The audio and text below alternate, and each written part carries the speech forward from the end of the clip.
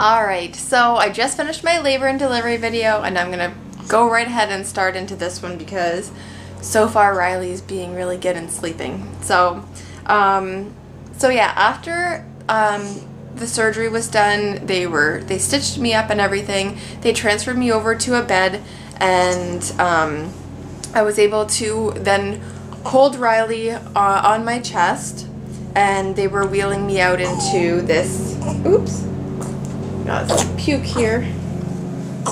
Oh my goodness. So they wheeled me out into like the recovery area, not the actual ward. So I was in there probably for about an hour, 45 minutes to an hour, where every like 15 minutes they were checking all my vitals, making sure that I wasn't in any pain, checking my bleeding, and then after that was done, like, I was allowed to hold her, obviously. They gave me skin-to-skin time with her. I was allowed to breastfeed her there and just do a lot of bonding, but I was still, like, seriously so out of it. I really didn't know what was going on. Time was going by so fast. So they finally wheeled me out into the hallway where my mom and my best friend Krista met me, and they got to see the baby. So they walked down to the ward with me with Eric, and basically when I got there, same thing. I was extremely hungry when I got back to the ward. Oh my goodness, like, you have no idea. It was, I don't even know what time it was at that point, and I just said, like, can I eat something and can I drink something? And so they let me eat and drink pretty much right away as soon as I got there. So I had a couple slices of toast and some juice and everything, and basically just laid there and watched Riley, and I got to breastfeed her some more and visit with my mom and my friend. She's making funny noises. And yeah, that was basically it. So the first day I didn't have too many visitors. Austin did come that night with his grandma and grandpa. With his grandma and grandpa, and we had him in his welcome baby Riley and I'm the big brother shirt. And yeah, I just basically sat there the entire night. Eric stayed quite late in the night with me to help out with the baby. She got to stay in the room with me, which was super nice because with Austin, he was in the incubators and I wasn't allowed to hold him or touch him and keep him in the room with me, so that was really nice. And overall, the actual surgery went really well for the surgery itself. I mean, I wasn't scared, but it definitely wasn't what I wanted and what I'd planned for, but as far as surgeries go, it was probably the best surgery I've ever been in. So I wasn't feeling any pain. I mean, I could feel the incision, but I wasn't allowed to get out of bed, obviously. They kept the catheter in until the next morning around like 10 o'clock. So it gave me a chance to really just rest and relax. I didn't have to try and get up and go to the bathroom in the middle of the night or anything, and try and maneuver with a newborn. So the nurses and the staff and everybody was just phenomenal. They were so helpful and so sweet and so nice, and I had such a good stay in the hospital, minus the spinal headache that I got.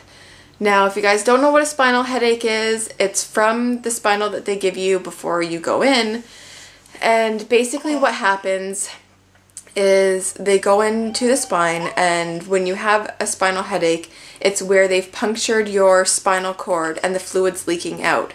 So it causes an imbalance in the liquid around, like the liquid around your brain and everything, and you get an extremely horrible migraine. Like, you just want to die, and you get ringing in your ears, and it's just, I wouldn't wish it on my worst enemy. It was the most painful thing I've ever felt in my life. It's unexplainable. So that happened about 2 days after I had Riley. It was just, I can't even explain it. Like, somebody would be sitting next to me and I couldn't even hear them talking because the ringing was so loud.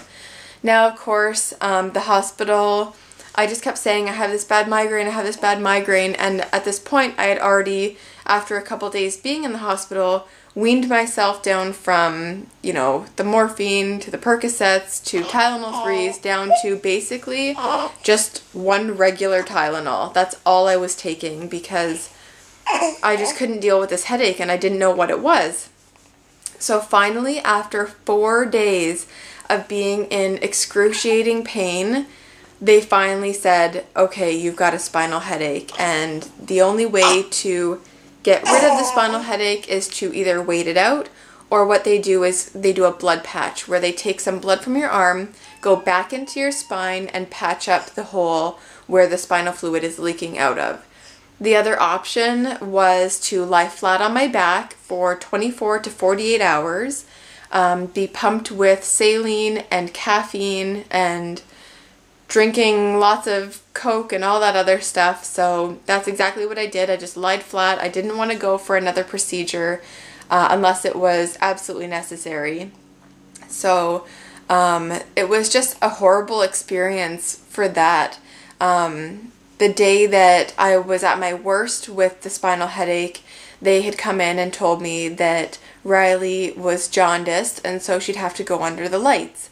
So of course that's just even more heartbreaking because, you know, now I know that I won't be going home from the hospital, or she won't be going home, and I was afraid that they would have to put her in the incubators and take her to the NICU or take her away, but they actually have this really cool blanket now, so I was able to hold her while this big tube carried this light into this blanket that was wrapped around her. She looked like a little glowworm, and so that was alright, but other than that, some of the other things, I had a couple visitors. After getting up the first time, it was really hard. The next morning, they made me get up and try and walk around and go to the bathroom and that kind of thing. And it was not what I expected at all. It wasn't really that it hurt, but it was just like I couldn't stand up straight. I'm just trying to think of what else went on. Kind of got baby brain still. So, oh, one other thing that was like absolutely amazing. The only good thing about, actually there's two things. Two things that are good about having a C-section. One, your baby's head comes out perfectly round. Like they look like little baby dolls. And, so they're not cone-shaped or they don't look funny or anything. Like, she just looked absolutely perfect when she came out. And the second thing is, I asked the doctor because the next day when I was up going to the bathroom, I wasn't bleeding, like, at all. And, like, sorry for TMI, but, so I asked him, I said, well, like, what in the world is going on? Like, normally you bleed for, you know, 4 to 6 weeks after you have a baby, and that's what it was when I had Austin, so I was expecting it to be the same. And he had said that they really just clean you out really good when you have a C-section. So my bleeding actually stopped, and it wasn't even that I was really bleeding. It was more just light pink. Like I didn't even have to wear one of those huge, crazy diaper pads that they give you in the hospital because there just wasn't anything there. So yeah, after like the second and third day, there was absolutely nothing. So I went home wearing my regular underwear, didn't have to wear anything in it, and it was great, and I haven't had any bleeding since. So that was one thing that was just awesome because nobody wants to be wearing huge maxi pads when they come home from the hospital, or in the hospital for that matter.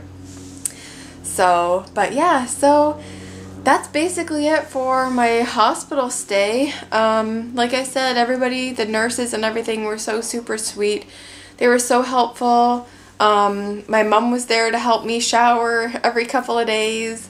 And yeah, that's it. After 6 days, we were finally allowed to come home and get to know our little girl a lot better. So I will update you guys now with my next video on what happened when we got home and how I've been dealing with postpartum the last 4 weeks and updates on her, so stay tuned for that. Alright, I'll talk to you guys later. Bye!